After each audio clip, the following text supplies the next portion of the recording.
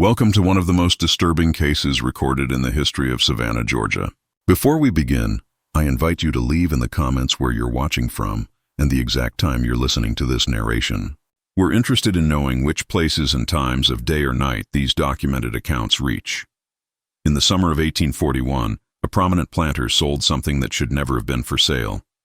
Not land, not livestock, not even human beings, though the South's economy was built on that particular horror. Thomas Whitmore III sold the right to witness his own wedding night. What began as a desperate financial maneuver would end in death, madness, and a conspiracy of silence that lasted over a century. The morning of June 3, 1841, dawned hot and humid over Savannah, the kind of oppressive heat that made Spanish moss hang motionless from the live oaks lining Bull Street. In the offices of the Savannah Georgian, a small advertisement was being set in type for the afternoon edition.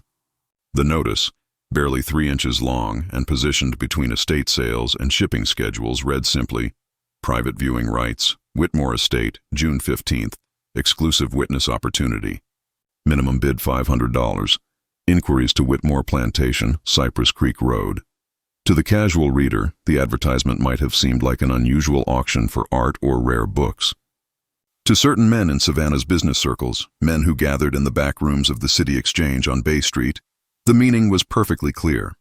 According to ledgers discovered at the Chatham County Courthouse in 1952, Thomas Whitmore III owed substantial sums to 3 of Savannah's most prominent merchants: Benjamin Hardwick, owner of the largest cotton factoring house in Georgia; Daniel Prescott, a shipping magnate with vessels running between Savannah and Liverpool; and most significantly Marcus Pemberton, a lawyer and moneylender whose private records would later reveal the true depths of depravity concealed behind Savannah's genteel facade.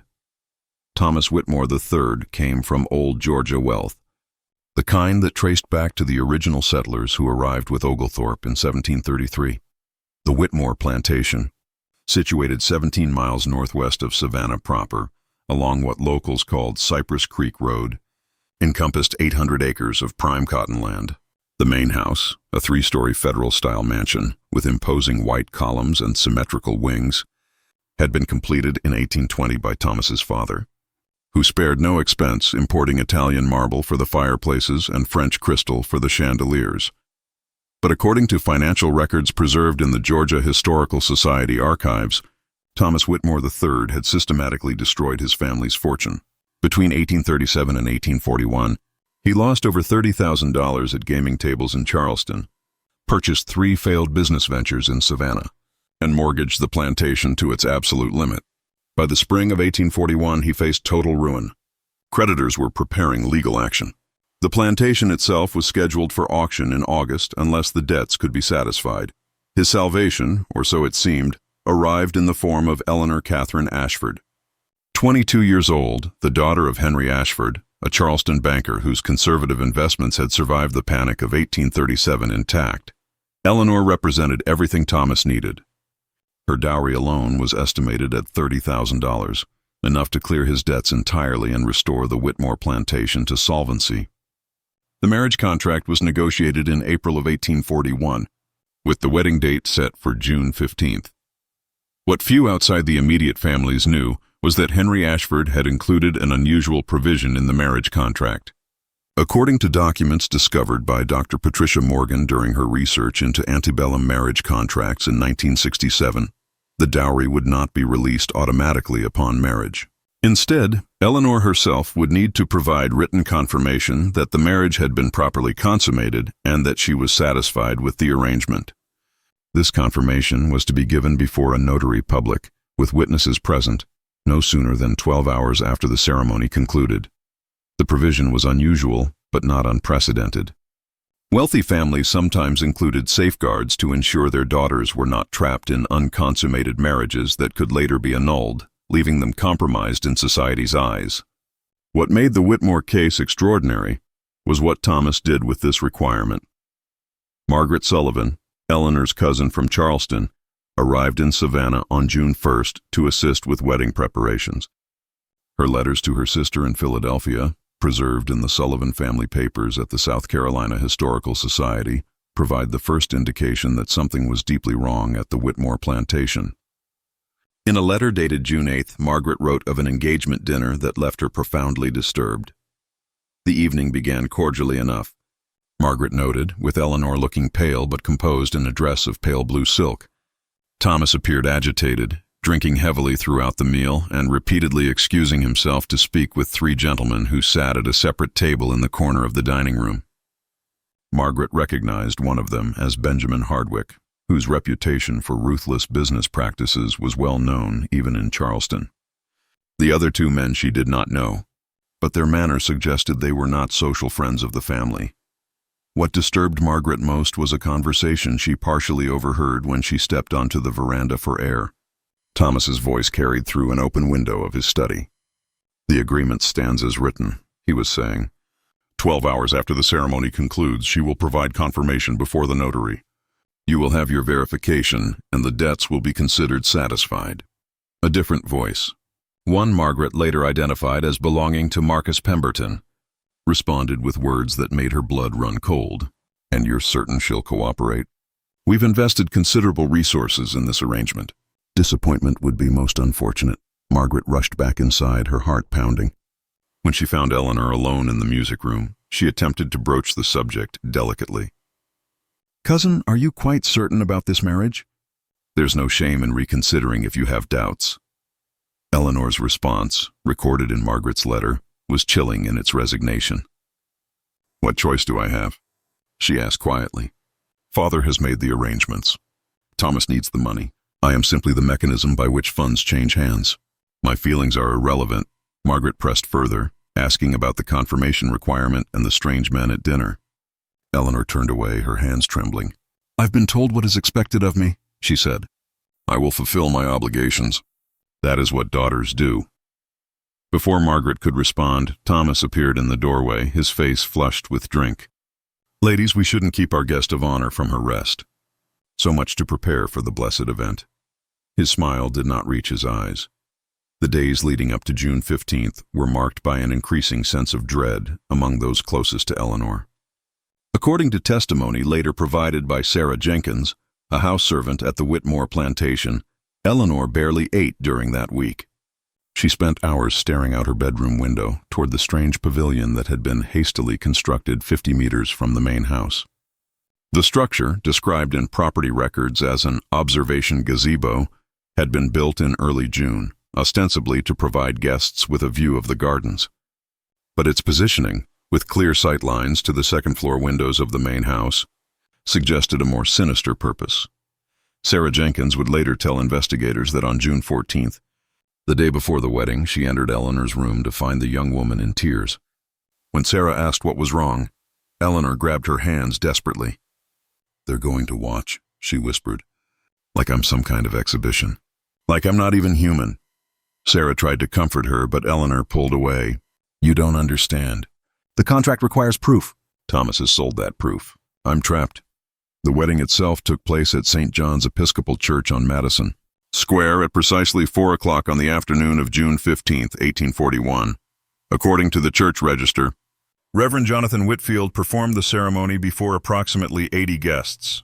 Society pages from the Savannah Georgian described Eleanor's dress as an exquisite creation of Brussels lace and silk, and noted that she appeared appropriately demure throughout the service. What the newspaper did not mention was that Eleanor swayed during the vows, and that Thomas gripped her arm tightly enough to leave bruises, as Margaret Sullivan would later testify. The reception at the Whitmore plantation began at 6 o'clock. Accounts from attendees describe an elaborate affair with a 12-piece orchestra, champagne flowing freely, and tables laden with delicacies imported from Charleston and even New York. But as the evening progressed, guests began to notice something peculiar.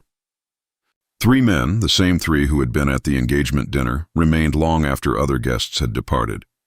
They did not dance, did not mingle with the crowd, but instead stood together near the veranda, watching the house with an intensity that made several guests uncomfortable. By 11 o'clock, all guests except the 3 men had left the plantation. Margaret Sullivan, who had been staying in the house as Eleanor's companion, attempted to remain as well, but Thomas insisted she retire to the guest cottage on the property. "Family only tonight," he said with that same cold smile.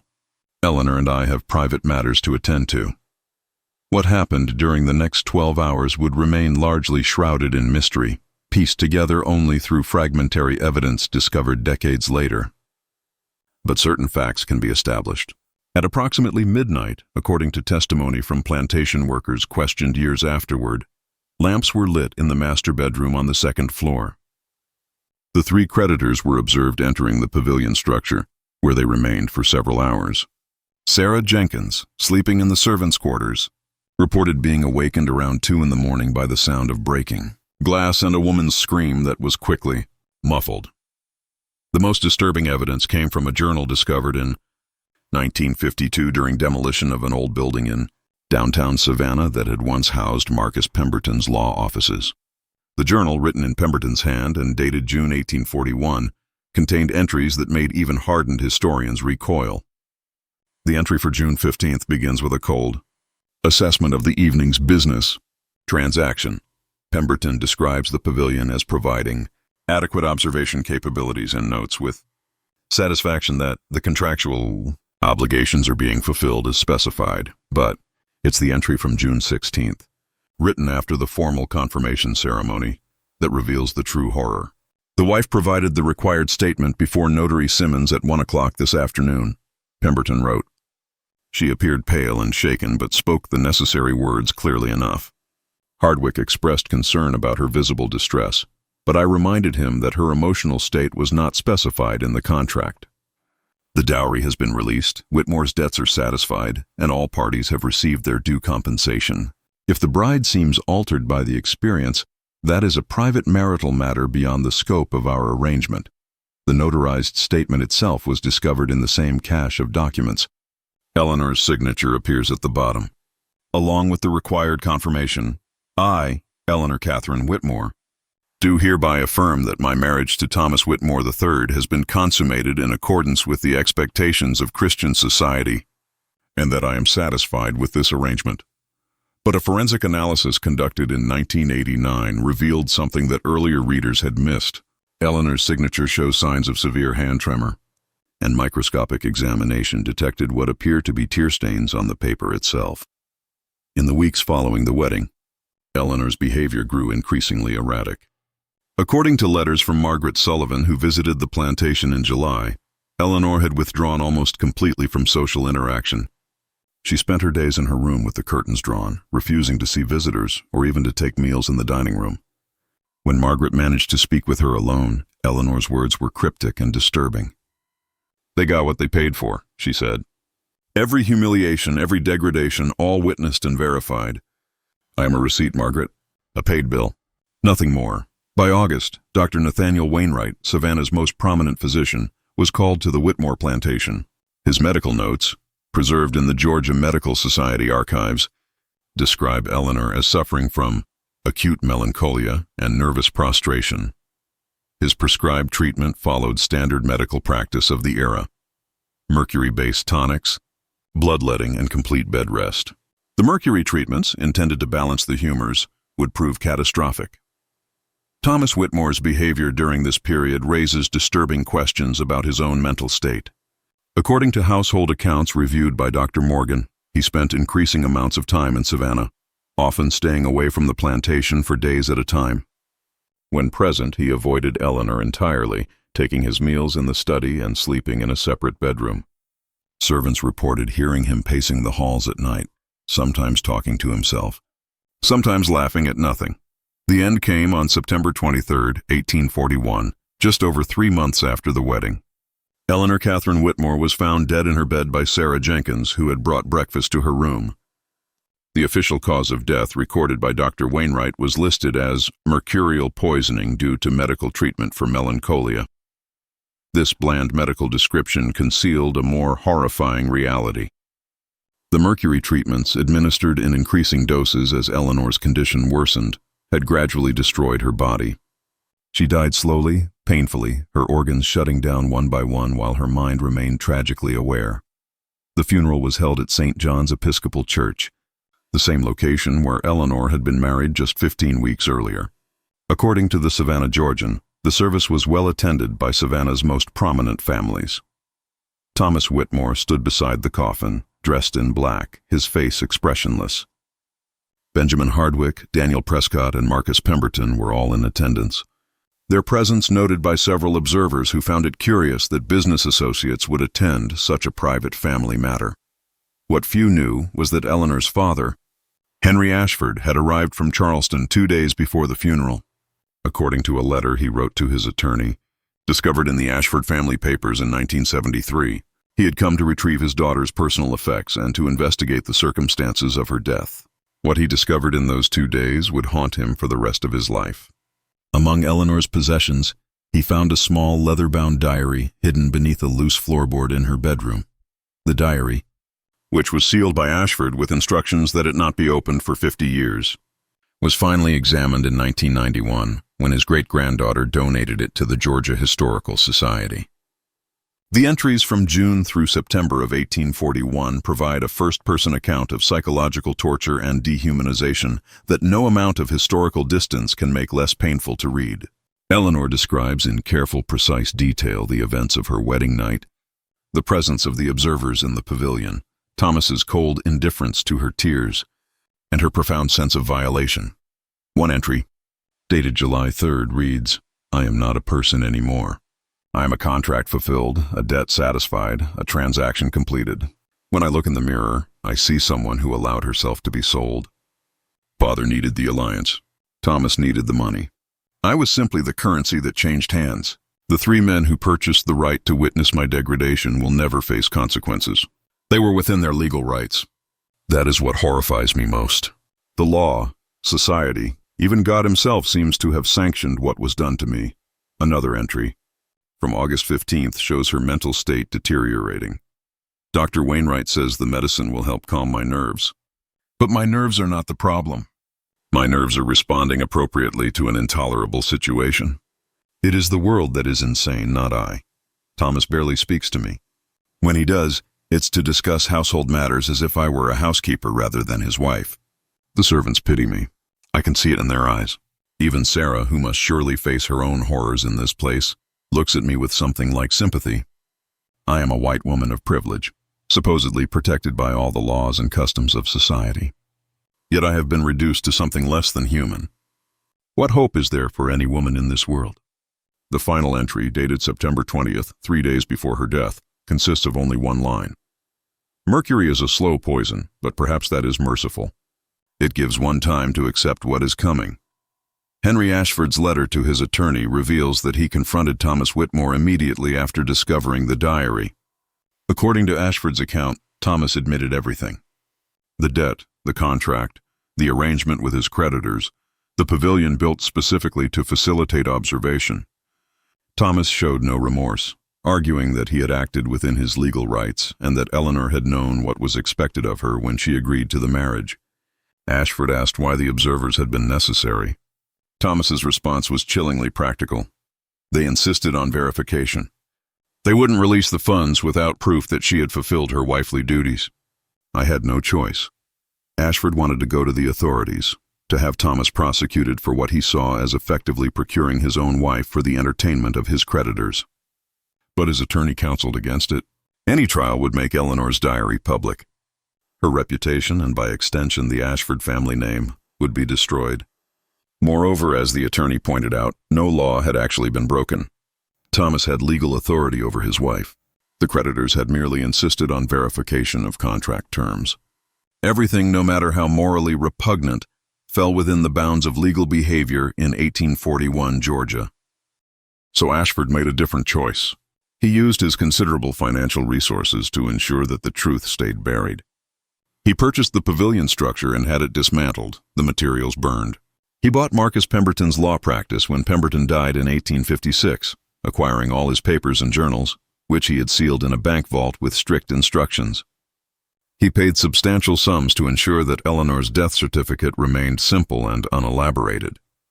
And he spent the rest of his life, until his own death in 1869, working quietly to sabotage the business ventures of Thomas Whitmore and his 3 creditors. Thomas Whitmore himself lived another 16 years after Eleanor's death. He never remarried. According to tax records, the plantation continued to operate, though with decreasing profitability. Neighbors reported that Thomas became increasingly reclusive, rarely leaving the property. In 1857, he was found dead in his study, a pistol beside him and a note that read simply, "Some debts can never be repaid." The Whitmore plantation was sold at auction in 1858. The house stood empty for several years before being purchased by a family from Philadelphia who knew nothing of its history. They lived there for 2 generations before the property was subdivided. The main house was demolished in 1923, its materials salvaged for other construction projects. For decades, the land remained relatively undeveloped, used primarily for farming. The story might have remained completely lost to history if not for the stubborn curiosity of researchers in the mid-20th century. The 1952 discovery of Pemberton's journal provided the first piece of the puzzle. Dr. Morgan's 1967 findings added crucial context. But the most significant breakthrough came in 2015, when the city of Savannah acquired the former Whitmore property to develop a public park. Before construction could begin, archaeological surveys were required. What the team discovered beneath decades of overgrowth shocked even experienced researchers. The foundation of the pavilion structure was still intact, along with several artifacts that had apparently been buried rather than burned when Ashford attempted to erase the evidence. Among these items was a brass telescope, engraved with the initials BH, presumably Benjamin Hardwick. There was also a leather-bound notebook, badly damaged by moisture but with enough legible pages to confirm its purpose. The notebook contained what appeared to be notations made during the observation period. Clinical descriptions of activities witnessed that night in June 1841. Most significantly, the archaeological team discovered human remains buried without marking in what would have been the garden area behind the main house. Forensic anthropologists determined that the remains were female, approximately 20 to 25 years old at time of death, and had been interred sometime in the early 1840s. Carbon dating confirmed the time frame, 1841-1842. DNA testing, using samples provided by Ashford family descendants, confirmed with 94% probability that the remains belonged to Eleanor Catherine Ashford Whitmore. The discovery raised immediate questions.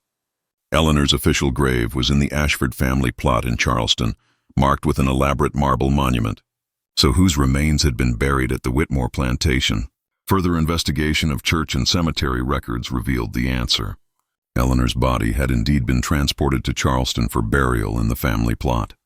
But according to a notation in the church register, discovered only after researchers knew to look for it, the burial had taken place at night, without viewing, and the coffin had been sealed.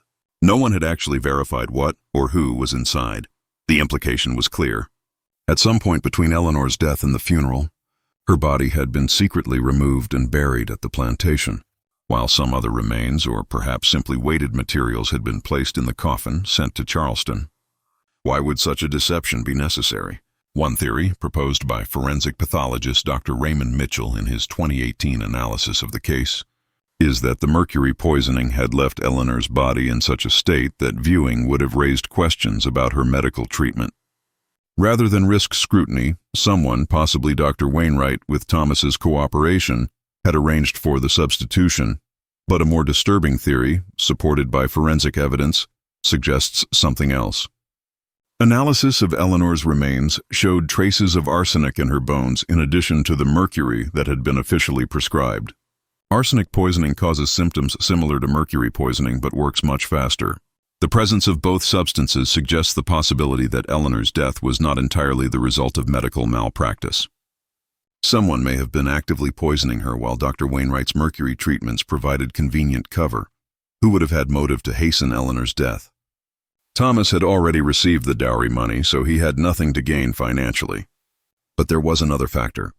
According to the marriage contract terms discovered by Dr. Morgan, if Eleanor died within the first year of marriage without producing an heir, her personal inheritance, separate from the dowry, would revert to her father rather than to her husband. Eleanor had inherited property from her mother, including a townhouse in Charleston and several rental properties, worth an estimated $15,000. If she lived beyond the first anniversary of her marriage, that property would become Thomas's under the laws of coverture. Eleanor died 1 week before the first anniversary. Her personal property reverted to her father as specified. This timing may have been coincidental, or it may suggest that Thomas, having secured the dowry to pay his debts, decided to prevent Eleanor from surviving long enough to cost him her additional inheritance. If that seems almost too calculating to believe, consider this. Among Pemberton's papers was a letter from Thomas dated August 1841, inquiring about the legal implications of Eleanor's death before their first anniversary and specifically asking whether her personal property could be claimed if she died of natural causes that could not be definitively linked to his actions. The full truth may never be known. What is certain is that Eleanor Catherine Ashford Whitmore suffered and died because a corrupt system allowed men to treat women as commodities. Because debt and honor could be satisfied through the degradation of another human being, and because society's most respected institutions, from banks to law offices to the church itself, sanctioned practices that reduced people to transactions, the modern Whitmore Park opened to the public in 2017. The archaeological findings are commemorated by a small memorial plaza near where the main house once stood. The inscription reads, "In memory of those whose suffering was hidden by privilege, whose stories were silenced by power, and whose dignity was stolen by systems that valued property over humanity." Eleanor's name appears on the memorial, along with the names of several enslaved people who lived and died on the plantation, their stories also gradually being recovered through ongoing research. But the Memorial Plaza is not the only legacy of this dark history. Since the park opened, security guards and visitors have reported strange occurrences. Electronic equipment malfunctions frequently near the memorial. Temperature readings show inexplicable cold spots, even during Georgia's sweltering summers. Most disturbing are the reports of sounds heard after dark. Multiple witnesses, including a security guard interviewed by local news in 2019, described the same phenomenon.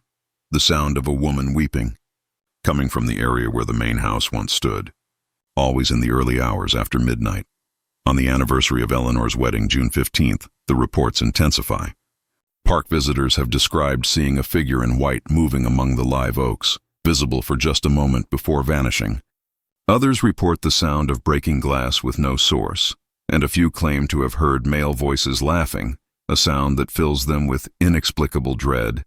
One visitor, a woman from Charleston visiting in June 2021, reported an experience that sent her fleeing the park. She had been walking near the memorial at dusk when she heard a voice whisper directly in her ear. "They're watching. They're always watching." These accounts may be nothing more than suggestion, the power of a dark history to make the imagination conjure phantoms, but they may also reflect something deeper, a sense that some violations are so profound that they leave scars on the very landscape itself. The trauma experienced by Eleanor and countless other women trapped in a system that denied them agency, that treated them as property to be bought, sold, and disposed of according to the needs and whims of men. That violation echoes still through the Spanish moss and shadows of Savannah. The case of Thomas Whitmore III and the Sinister Pact of 1841 stands as a reminder that history's horrors often hide behind respectability. The men who participated in Eleanor's degradation were not criminals in their society's eyes. They were prominent businessmen, pillars of the community, regular church attendees. The system that enabled them was not aberrant but foundational, and the silence that preserved their reputations for over a century was not accidental but carefully constructed by those with the power to control narratives and suppress truth. How many other Eleanor Ashfords suffered in silence? How many other dark pacts were made in the back rooms of the city exchange, in the studies of plantation houses, in the offices of lawyers and bankers who understood that human beings could be reduced to contract terms? The fragmentary nature of the historical record, the convenient destruction of documents, the sealed testimonies and buried truths, all suggest that the Whitmore case, horrifying as it is, represents not an exception, but a glimpse into practices that were far more common than we might wish to believe. In a small climate-controlled vault at the Georgia Historical Society, Eleanor's diary rests in an archival box. Researchers must receive special permission to view it, and even then, many find themselves unable to read it in its entirety. The pain in those pages is too immediate, too visceral, bridging the gap of nearly 2 centuries to remind us that the past is not safely distant. It lives in the institutions we inherit, the assumptions we make, the power structures we navigate. And perhaps if the reports from Whitmore Park have any truth to them, in the very ground beneath our feet.